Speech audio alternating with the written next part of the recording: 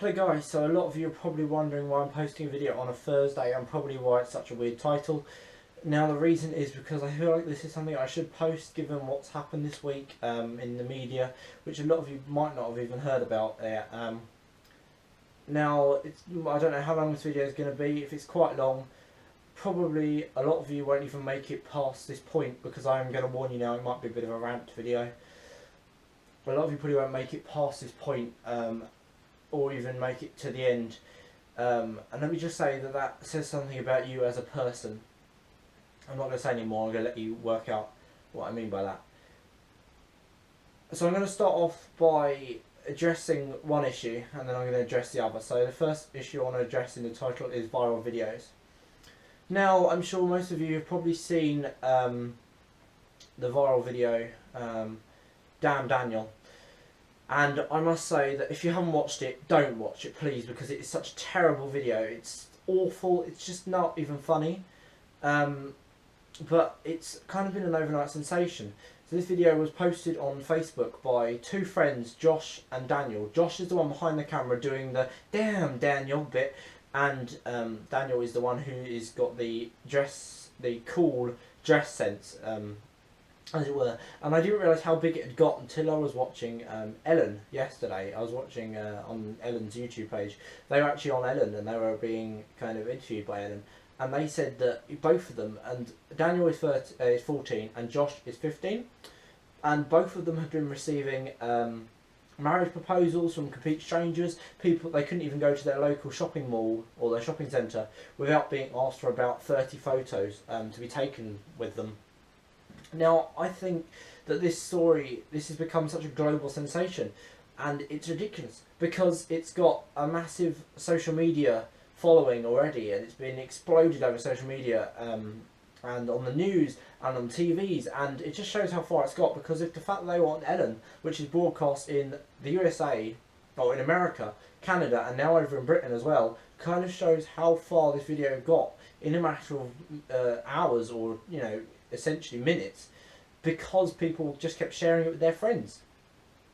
Now that's kind of one side of the image that I want to look at. That's kind of the brief side. But the other side is that something you probably haven't seen, or most of you probably won't have seen, is in the media this week, Kesha's lawsuit with her producer, Dr. Luke.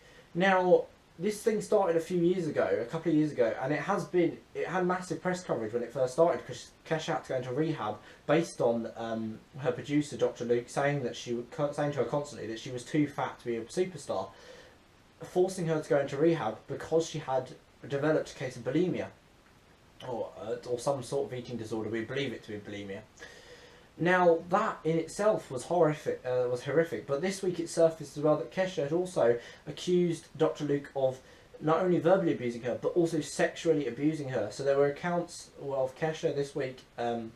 She brought forth accusations that he had raped her. Now I think this has not kind of received the positive the coverage that it should have done in the news and in the media and on social network. In fact, a judge this week on Monday ruled that she had to work with Dr. Luke still because it was a contract that could not be broken, because it would mean that Sony lost money. Now I think that that in itself is a disgrace, because the fact that if you believe Kesha's allegations, and I do because I'm such a loyal fan, I think she's such an influential person, the American government are allowing her, or the American law courts are allowing her to go back and work with a producer who raped her and abused her, both verbally and sexually. And it's just such a disgrace, I think, that this in a modern day society where we value equality of men and women, that we have to deal with things like this. If it was a man on that stand accusing Dr. Luke, then Dr. Luke would have been put down, because the judge would have said, well, he must be telling the truth because he's a man. And it feels like nobody has kind of really acknowledged this and stood behind Kesha apart from her fans. But it took a global superstar, it took Adele last night at the Brit Awards, to stand up publicly and say that I'm supporting Kesha during her battle with Dr. Luke. And it was only then that this thing got media attention, because Adele said something. This was probably the most famous woman on the planet, decides to turn around and say, well, I'm supporting Kesha. That shouldn't have to happen for things like this to get media attention. Things like this are happening every day in workplaces and in domestic situations, but people are just not understanding and not seeing what happens right in front of them. And as far as I'm concerned, it is a sexist measure that we are not acknowledging women at all. We're seeing them as objects. This modern world sees women as objects, and it's just sexist. Men think that we think that we rule, or that we think that there's a patriarchal society, and it's extremely patriarchal, this society we live in, and it shouldn't be. I think we could have a quite equal society. And I'm going to give you another example as well. Most of you, or some of you, might watch the popular Channel 4 programme Gogglebox. Well, on that, I haven't watched last week's episode yet, but I did see a news article online. The BBC News last week ran a story about gender equality in the workplace, and how some women actually get paid less for doing the same amount of work as men. And Scarlett, one of the girls who I really admire, I think she's such a brilliant person because she just stands up for what she believes in. Her mum turned around to her and said, well, yeah, there are some jobs that are typically male jobs, such as digging a hole. And Scarlett turned around to her mum and said, well, I could dig a hole just as well as any other man. You know, she said I could dig a hole if I wanted to. And I think more people need to be taking a stand like Scarlett did and saying, yeah, we could dig a hole. And I'm not saying, I'm using this in metaphorical terms. I don't mean you should go out and dig a hole because, that's not what I'm talking about. But I just think it needs to be that we need to stand up for inequality in the workplace as well. Take teaching, for example. That's the industry I want to go into. Primary schools are predominantly female dominated, sorry. And that's because females are viewed to have a more nurturing nature that kind of gets through to these younger children as they start school and they start to kind of go away from their parents a bit more, and they need this nurturing nature in order to feel comfortable and settle in. But yet high schools are more male dominated because the males have a sterner view of life and they have a sterner attitude, which means that they can control these kids that in most cases or probably don't want to learn.